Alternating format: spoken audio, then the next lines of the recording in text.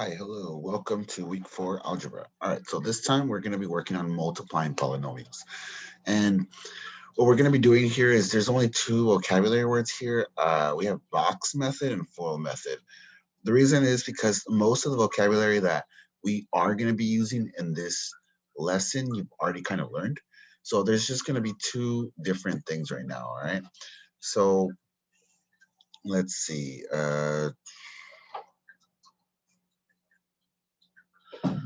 All right, and you know, there's the box method and then there's FOIL. And I'll go into detail about this, but pretty much for day one, we're going to be focusing on the box method, right?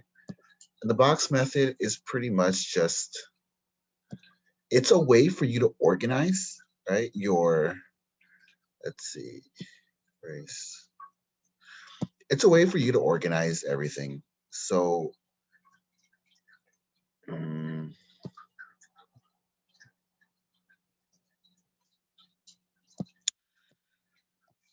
so when you're dealing with polynomials like this, you're gonna be left with pairs, or sometimes there's gonna be more than one. And what you're gonna want to do is you're going to want to organize them from top to bottom. Now, you're going to see this a lot, right? So what I mean is, let's say we have something like this. So we have that, then we have that.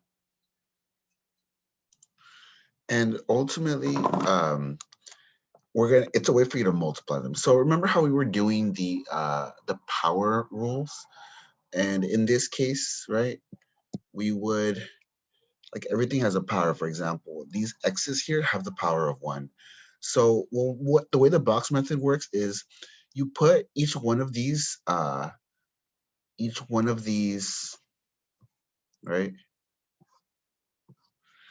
Each one of these polynomials into, and they're going to multiply times each other, which means that this column, right? This x is going to multiply by this x, and it's going to multiply. We're going to do it in this direction, right? Which means that this x is going to multiply by this x, right? And the answer to this multiplication is going to go in this box. So x times x is x squared. Then we move on to the next one. We move on to this 5 here. 5 is going to multiply by x, which gives us 5x. Same thing. X on the top is going to multiply by the bottom one, right? So x times 5 is going to be 5x. And the last one is this 5 times this 5, which gives us 25. And this is just so you can organize it. It's just a way for you to visually see it. Some people like the box method, some people like the FOIL method. I personally like the FOIL method, which we're going to talk about in day 2. So here, we're going to do this, right? And then we just organize them. X squared plus 5x plus 5x plus 25. And if you notice, you're going to have to simplify. You're going to have to combine like terms, right? These two things here, the ones in the middle, have the same variable and they have the same power. They have x to the 1, which means they're compatible, which means my final answer will be x squared plus 10. This should be, sorry.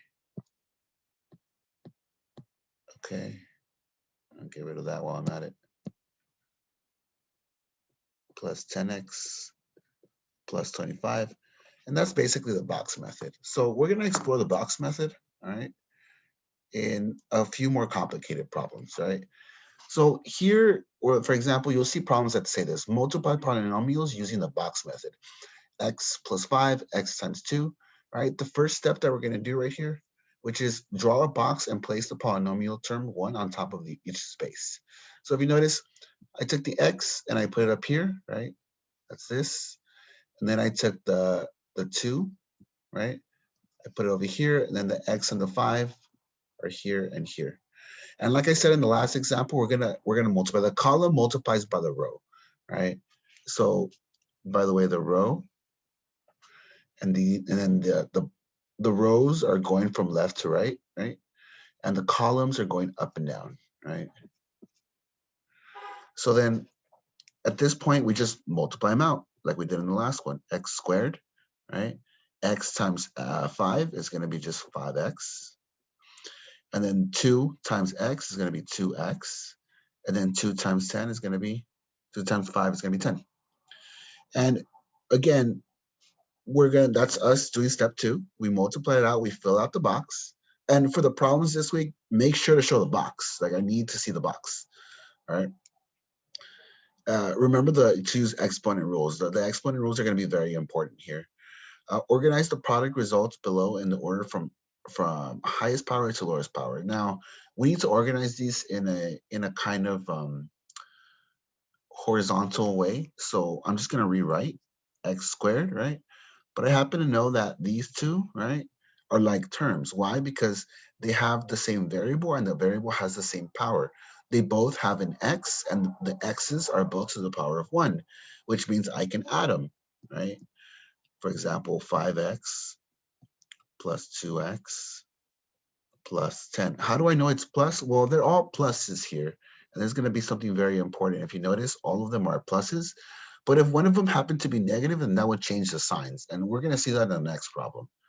We're going to take these two and we're going to combine them. So x squared plus 7x plus 10, right? And really, if you notice, these are just to the power of 1. And then this is a regular number. These powers are organized from greatest to least, right? So the 2 is bigger than the 1. The 1 is the same power as the 1. So really, these two, right? I could, in as terms of position of greatest to the least to greatest, I could have them switch places and they'd be fine. Because at the end of the day, we're going to add them together anyways. So that shouldn't be an issue. Now, we have the plus 10 at the end, and that's fine. And then we combine the middle ones, and then that's it. The middle ones just combine to give me 7x, and there's nothing else I can do. I'm done with the problem, right? So hopefully this doesn't seem too bad. All right, why don't we move up in difficulty, because this is the first kind of problem, right? This is just a general use of the box method, right? Why don't we use a different kind of problem? Like, can we use this method with larger polynomials? And the truth is, yes, you can. However, depending on the number of polynomials, or the number of terms inside the polynomials, you're going to need to make bigger and bigger boxes. So if I'm multiplying two polynomials and each polynomial have at least 5 terms in each, I'd have to make a grid of 5 by 5 box, which is 25 boxes, which is huge. But your answer would be huge too. So here, I'm just going to show you what this looks like with more complicated numbers. And if you notice, right, notice here, there's a negative, right? Which means that that's going to change a bunch of my signs. There's only one negative there, but the signs are going to change according to that. So why don't we just start here? We always want to start in this top corner. X, we're going to move down, right? That's the direction we're going to go. And then these are going to go to each box. So x cubed, or x to the power of 3, times x to the power of 2. The power rule, we add the exponents. So 3 and the 2 will be 5. So it's x raised to the power of 5. And I'm going to go ahead and put a plus, right? Now, I'm going to put a plus in that corner just because both of them are going to be positive. Remember, when there is no sign in front of the variable, it's automatically positive. The only time it's a negative is if there's a negative there, right? And that's going to be very important, okay? So the next one, right, we have a positive x cubed multiplying, right, in this section, multiplying by a negative 5. Now here, that means I'm going to have a negative sign. Before I even do anything, I'm going to put the negative there. Then it's 5, right? There's only one coefficient, so that's 5x to the third power. So that's oops, let's undo that. Oh dear, let's see. Okay. Okay, so that's a negative 5x cubed, all right? Yes, that's a 3. Okay, so, okay, cool. So far, so good. We're going to move on to the next column. We're down here. We have x squared times x squared is going to be a positive, because, again, positive and a positive give me a positive, x to the 4th. And then the one below that, we have another negative. So a positive and a negative give me a negative, because remember, we're multiplying. And then 5 times the hidden 1, remember there's a hidden 1 from the x. It's going to get, that's why we have a 5 again. And then we have an x squared. There's no x squared on the 5, so it just stays as an x squared. All right, cool. And now we have the last part. We have 5. So positive 5 times positive x squared, it's going to be a positive 5x squared. And then the last one is going to be just negative 5 times positive 5. Well, a negative and a positive gives me a negative, and 5 times 5 is just 25. Okay, so now that my box is filled out, I need to identify which ones are like terms, right? So we did the first one, we did the second one. Now step 3 says organize the product results below in order from highest power to lowest power. If we organize it in this way without trying to figure out the like terms first, it actually helps us because then we'll visually be able to see which like terms to combine. So highest power to the power of 5. So that goes first. X to the power of 5. Okay. Next one, to the power of 4. Is there a power of 4? Yes, there is. There's one right there. And there's only one. So I'm going to put plus x to the power of 4. Okay, what about to the power of 3? Do I have a power of 3? Yes, it's right here. And that's a negative, remember? So that's a negative 5x to the power of 3, right?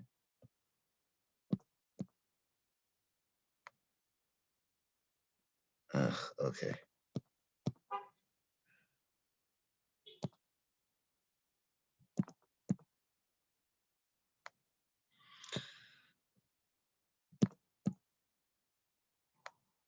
Okay, that's just a 3. So then we have to look at the squares. Oh, look at that. There is like terms. But if you notice, they have different signs right there. So we have a plus 5x squared, and we have a minus 5x squared, right? So that's going to be important. And we have a minus 25. Okay, cool. So what do we do now? Well, the last step says combine like terms until you cannot combine anymore. So remember, in order to combine like terms, they need to have the same power and the same variable. Lucky for us, they all have the same variable. They're all x's, but they don't have the same power. So all the ones that have a unique power, or a power that's just that there's no other power for, like x to the 5th power, there's no other x to the 4th, so I'm going to just bring it down. There's no other x to the 5th, to the 3rd power, so I'm just going to bring down the negative 5x to the 3rd, right? Okay. And, we do, however, have these two. Now, the 5x squared and the negative 5x squared are going to cancel out. Why? Because one is a positive version of the other. So they cancel out. I'm not going to write anything for that. The negative 25 just kind of comes down. So it's going to be negative 25. And my final answer is this right here. Now notice how I'm writing this out. You see how I have the box. You see how I have I'm showing how I'm crossing something out, and I'm showing the final answer in a box. I want to see all 3 of those steps when you guys are doing these problems, all right?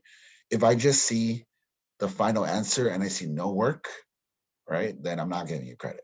So it might seem tedious, but this is actually building towards something much more complicated, all right? So make sure to show all the steps. All right. All right, what about the third scenario? What if you are multiplying mixed variable polynomials? What if there's more than one type of variable in your problem, right? So take a look at this problem right here, right? Multiplying the polynomial using the box method, x squared plus x plus 5 times x plus y. The key here is that y, right? All the other variables in this problem are x's, but there's one y. How is that going to change everything? Well, if you notice, my steps are going to be pretty much the same. I'm going to draw the box. I'm going to space everything out. I'm going to multiply the column and the rows, and then I'm going to organize. That much is going to be fine, and we're going to do that right now really fast, right? So that's going to go there. That's going to go there, right? So x squared times x to the 3rd. X squared times y. Now, x and y are different variables, so they can't combine. I'm just going to put them together, and I'm going to put the higher power first. X squared, and I'm going to put the y right next to it. Technically, they're multiplying, but I don't really have to put that down. I'm just putting in there so you understand they're multiplying and they're a unit, like they're together, right? So x and positive x and positive x, right? These are all positive. Positive x squared, right? The next one it's an x and a y, right? Then the next one is going to be a 5x, and the other one, last one is a 5y. Okay, so now I need to organize them, right? From biggest to smallest, essentially, but only by power, like the biggest power. So the largest power here is x to the third, and that's going to be plus x squared y. Okay, but there's another square. There's x squared. Can I combine that? No, no, I cannot. Why? Because this one has two things in it, and this one only has one thing in it, right? Which means that they're actually not compatible. If I wanted to combine x squared times y with x squared, right? I needed to have another y attached to that other x. Remember, you got to think of each section as its own term. So it's not the same thing, right? So they're actually not compatible. I can't actually put them together because these are multiplying and the x isn't multiplying by anything. So it's technically not the same thing. All right, cool. So I already did this one. I already did this one, right? The other two, right? We have plus x and y. Now, if you notice, x and y don't have numbers there.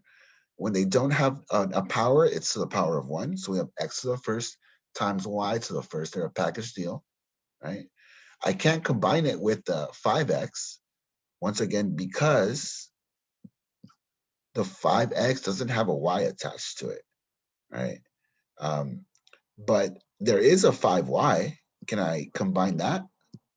No, because 5y is different from 5x. They're not, the variables are not compatible. So can I combine anything? Can I even do step 4 here? The answer is, in this case, no, not really. But, we didn't have to. So ultimately, what it comes down to is if you can't combine anything, just make sure they're ordered from least to greatest in terms of power. So this whole thing, exactly the way you see it, would be my answer, right? So in this case, the only thing, like if you were doing this problem, the only thing I'd want to see is you organizing your problem in the box, you filling out the box, and then this final answer would be okay for you showing your work. All right, cool. We're moving on. FOIL method. All right, we should be in day 2 now because day 2 was when I thought we were going to go over FOIL method. But FOIL method represents the order in which you'll distribute your polynomials. This is a different method. It's a lot of the same, but if this is how I learned how to do this, and for a while it was very confusing to me. But it's a way for you to do this without using the box. If you hate the box method for whatever reason, I didn't like the box method when I first saw it because I'm not a visual person. It used to confuse me. The FOIL method made a lot more sense to me. But to each your own. You are going to have to know how to use each method, but for the word problems, you can choose which method you prefer. All right. So here we're going to do multiply the following polynomials, right? So we have x squared minus 1 times x cubed minus x. All right, cool. FOIL method. What does FOIL stand for? So FOIL stands for this: first, outer, inner, last. And pretty much what that means is this. Look, I'm going to show you guys.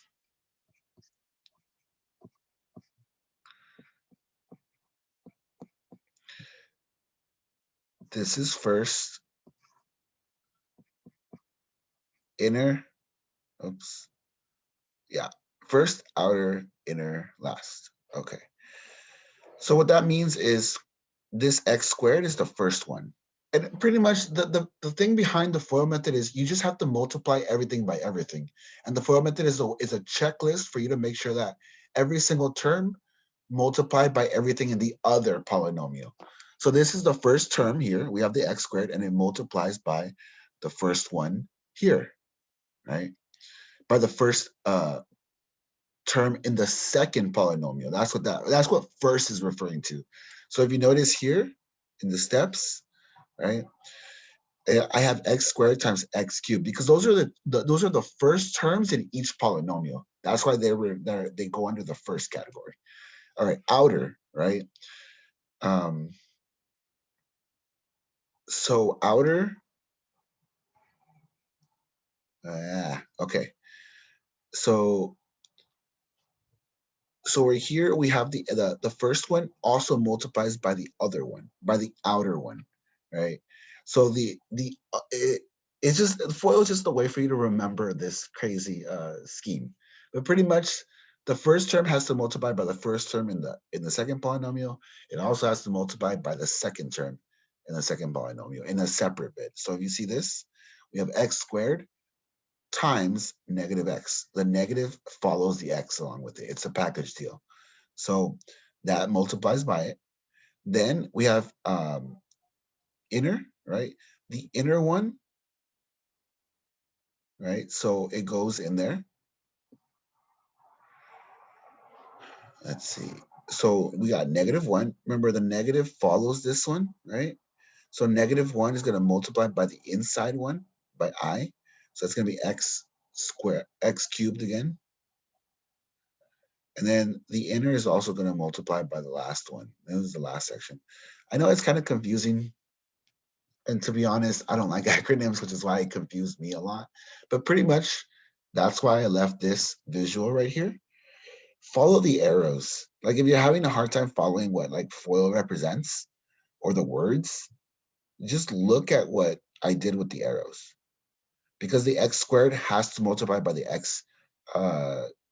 by the x cubed and by the other one, which is the minus x.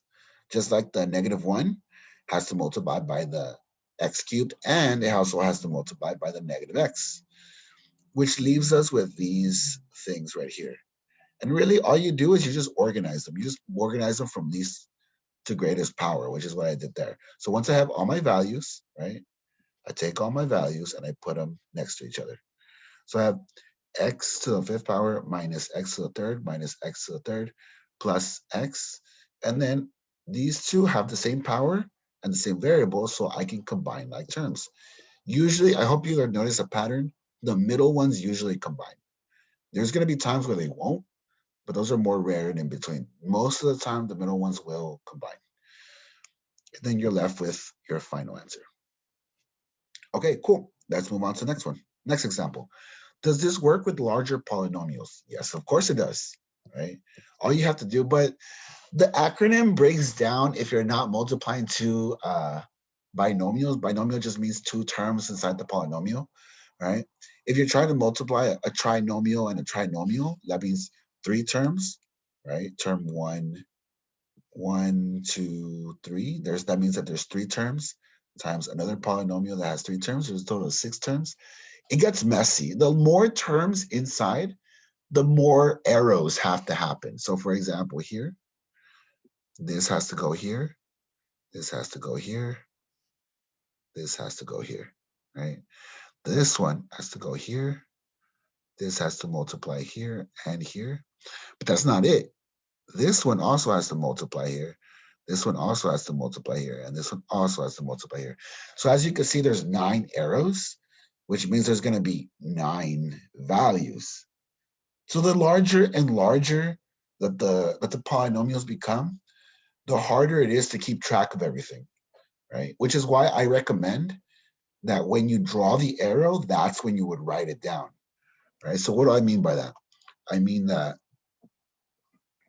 right, the first one is x to the third multiplies by negative x to the third.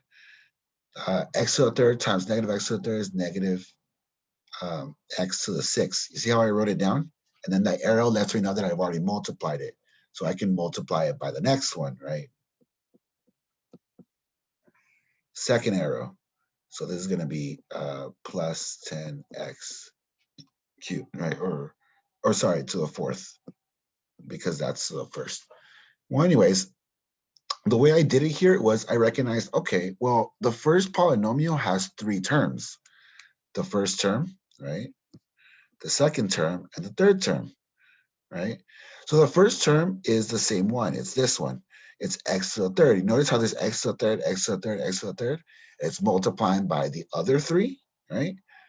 The second one is the second term is negative 5x. You see how negative 5x repeats?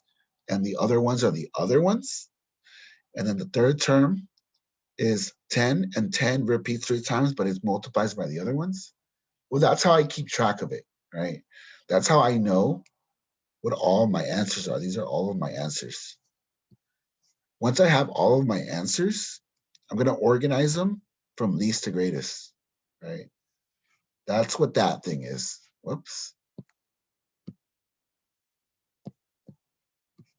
That's what that thing is over there. If you notice, all these numbers are written from least to greatest over there. And that took some time, yes, but when you guys are doing these problems, I do want to see this step. I do want to see all of this, right? Because I want to make sure that you're doing all the steps. I want to make sure you're doing everything by hand. All right, so last one, combine like terms. If you notice, these two have the same variable, has x, and it's raised to the fourth. These two are raised to the third. This so that there's only one square, but these two are also like terms. This, oops, let's see. This,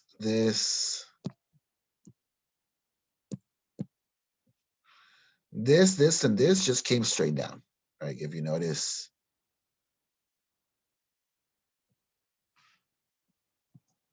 they just went straight down into the final answer.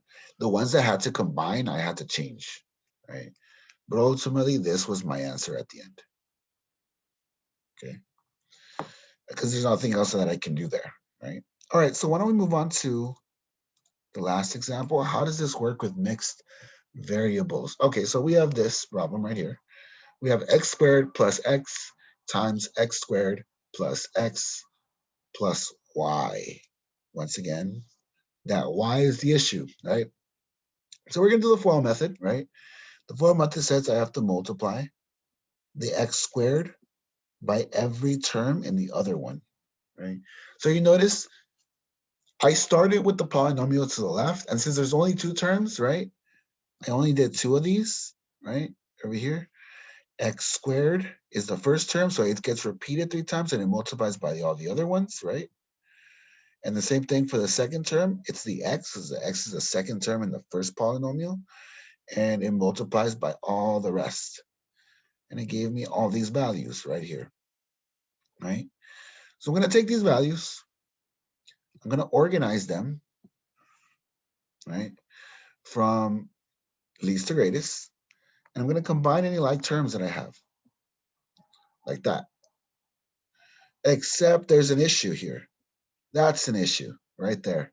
Because once again, x squared,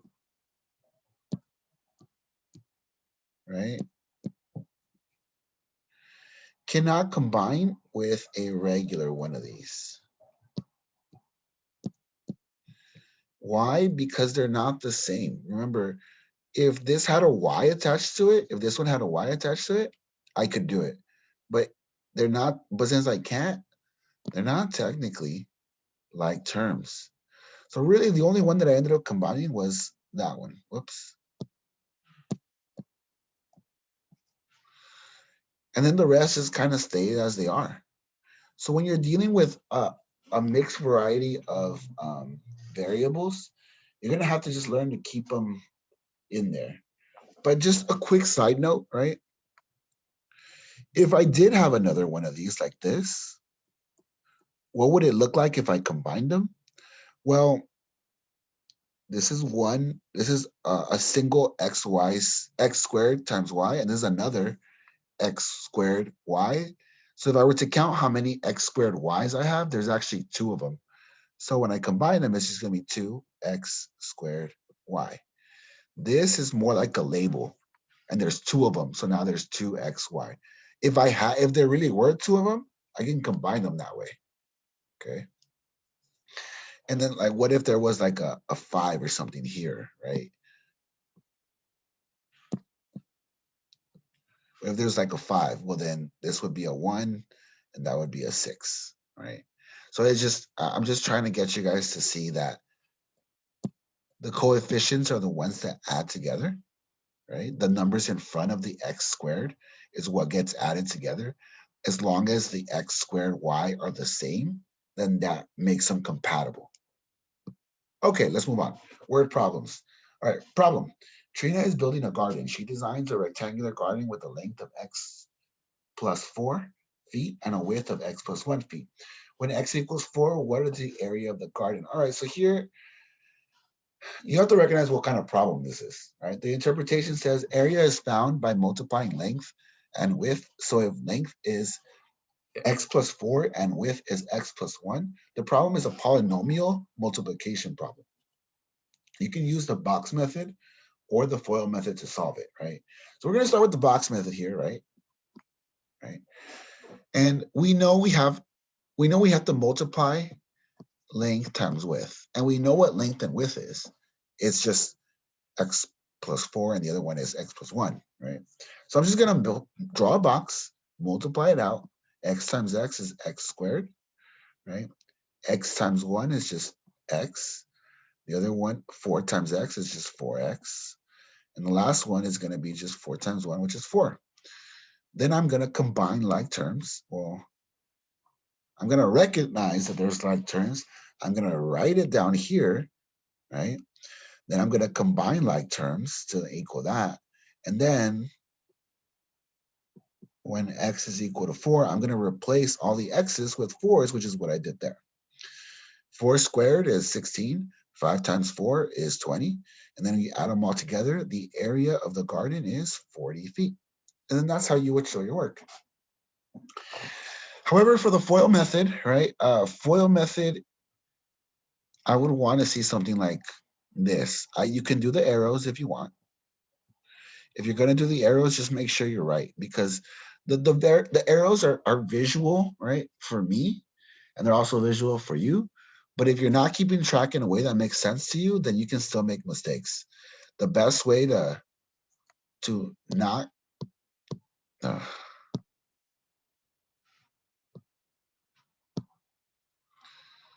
okay, that was weird.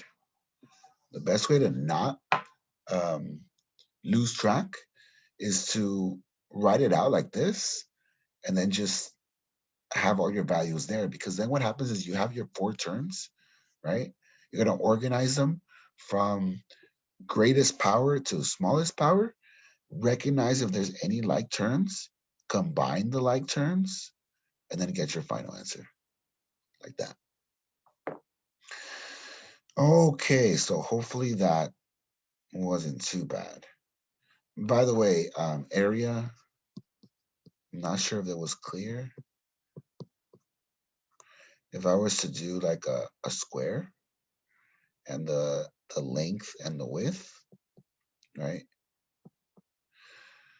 I can hear some of you asking like, well, if we know what the polynomial is and we know what x is, what happens if I just plug in 4 into the polynomials and then multiply them? Can I do that?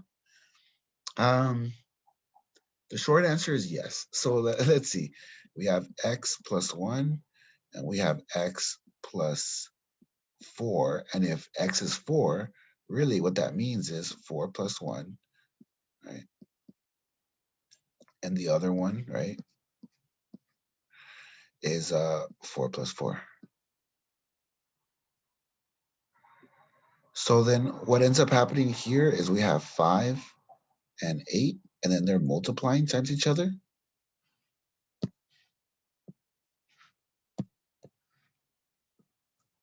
And then 8 times 5 is just going to equal 40, which is kind of what we got here, right? So then you might be asking yourself, well, if I already know what x is, I don't even need to do the box method. I don't need to do the FOIL method to find it. Technically, no. I suppose you don't. But I want you to practice the box method and the FOIL method. So please use that to show your work. If you find a clever way of like not using it, that's great. But you have to understand that this is setting up a basis for more complicated problems. So not every problem will be this easy, or you won't always know what x is at the time when you're doing this. So for example, let's say that we didn't know that x is equal to 4, but we still needed a way to model what we needed, right? We still needed a way, an easier way to do this. Well, if we multiplied the polynomials, we would be left with this, right? We'd be left with this. And then in a later time, if we actually measured and we found out what x was, we can plug it in. Or what happens if x really wasn't 4? Like, let's say we thought x was 4, right? And we thought we needed 40, but then someone remeasured and we found out that x was like 50 or whatever, or a different number. This formula would work no matter what the number is, right? As long as it has the same proportions. So it's a multi-purpose polynomial. That's the whole point of a polynomial, is when things change, as long as you did it correctly, it can still account for the change, as long as you use it to model correctly. And that's the whole point of these word problems. You're essentially modeling a real world situation using a polynomial. All right, so let's do another word problem. John has designed a rectangular mural that measures 20 feet in width and 30 feet in length. Lara has also designed a rectangular mural, but it measures x feet shorter on each side. When x is equal to 6, what is the area of Lara's mural? Interpretation. Okay, so we know the original mural is length is 20 and width is 30. The second mural is x feet shorter. Shorter means that we need to subtract x. It'll be a negative x from both the length and the width. Both the length and the width are going to be x feet shorter than the original, which means that we have to model it by changing it. We know that the new L, or Lara's length, is going to be 20 minus whatever x is, which is why we have this. And then the new width is going to be 30 minus whatever x is, which is 30 minus x. When x is equal to 6, what is the area of Laura's mural? Let's start with the box method here. We're going to start here like this, as we usually do. 20 times 30 is going to be 600, right? And then 20 times negative x is going to be negative 20x. The next one is going to be this, is going to be negative 30x. And the last one is going to be positive x squared. Why? Because we have a negative times a negative. This is why it's really important to keep track of your negatives here. So it's positive, and then I just rewrote them down here, right? So we have x squared minus 30x minus 20x is plus 600. We combine like terms. The like terms are going to be these. And since we have two negatives there, we have negative 30 and negative 20. We add the numbers and we keep the negative, which makes it negative 50 plus 600. Now the condition that we have here is that x is equal to 6. So we're going to plug in 6 for the x's, right? So x squared becomes 6 squared. Negative 50 times x becomes negative 50 times 6 plus 600, right?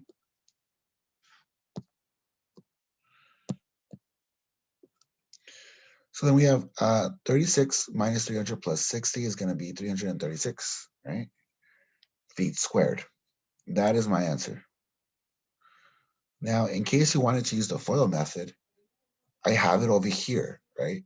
Now, keep in mind, make sure to show your work something similar to this, where you're showing me which ones you're multiplying, right? And over here, it's very much the same as like here. If you notice, there's not that much of a difference, right, between these.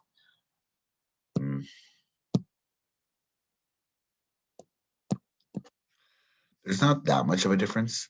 It's the same thing. I'm organizing them from the greatest power to smallest power. I'm combining the like terms, and I end up with the same thing and the same process over again. And my answer remains the same, 336 feet squared, right, as my final answer. Okay, so just do your best on these. Make sure to leave a comment or to okay, it says to email me if you are having trouble. This should be a pretty straightforward lesson. If it's not, if you're having trouble, just we can Zoom, we can do all this other stuff. I can support you, but you need to let me know. If you don't let me know what's happening, I can't help you. All right. So good luck and see ya.